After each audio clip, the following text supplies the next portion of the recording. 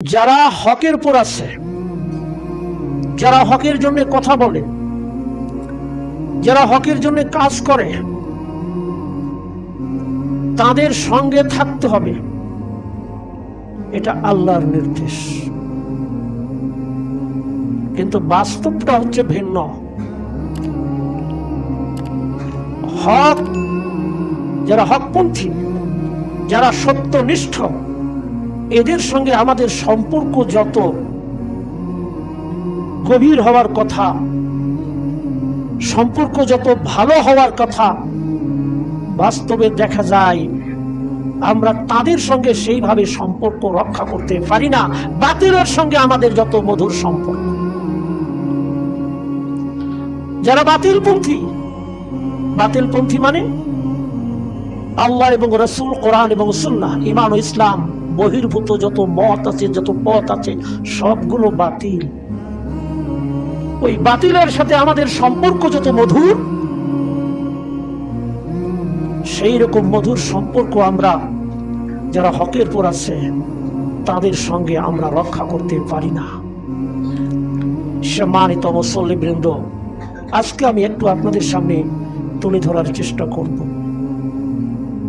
আমরা যদি সত্যনিষ্ঠ যারা হক পন্থী যারা, তাদের সঙ্গে যদি সম্পর্ক রক্ষা করতে পারি, বিশেষ করে আখিরাতের জীবনে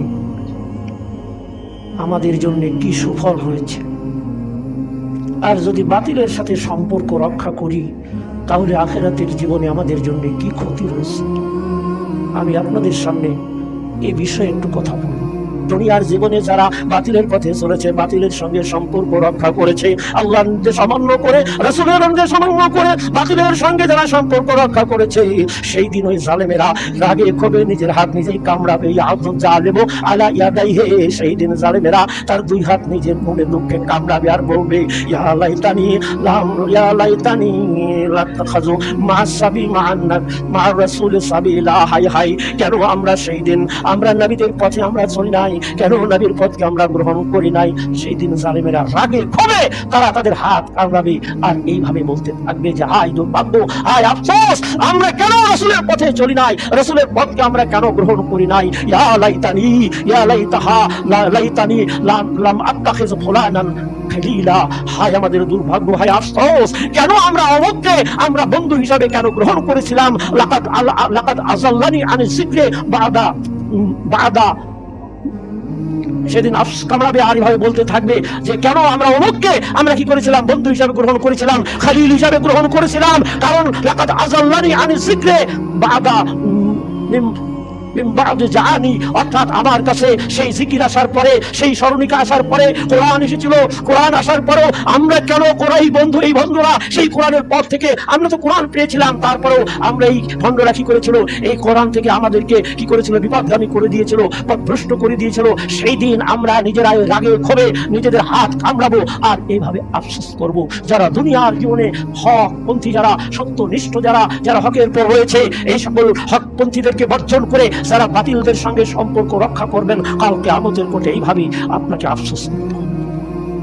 সম্মানিত মুসলিম, অনেক কথা আছে।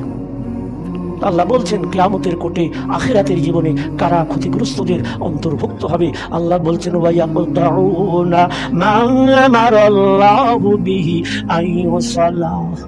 আল্লাহ যার সাথে সম্পর্ক রক্ষা করার কথা বলেছে, অন্যর সাথে যারা সম্পর্ক ছিন্ন করছেন, করবেন, আখিরাতে ক্ষতিগ্রস্তদের তালিকায় অন্তর্ভুক্ত হবে। আল্লাহ বলছেন ফাস্তামসিক বিল্লাযী উহিয়া ইলাইকা। আল্লাহ নবীকে ডাক দিয়ে বললেন, নবী গো, ওহীর মাধ্যমে আপনি যা পেয়েছেন, আপনাকে যা দেওয়া হয়েছে, সেটাকে আপনি শক্ত করে ধারণ করুন। ফাস্তামসিক, আল্লাহর নির্দেশ নবী, সেটাকে আপনি শক্ত করে ধারণ করুন। ওহীর মাধ্যমে আল্লাহ তাআলা নবীকে কোনটি দিয়েছেন? আল কোরআনুল কারীম। এতে কোনো সন্দেহ আছে?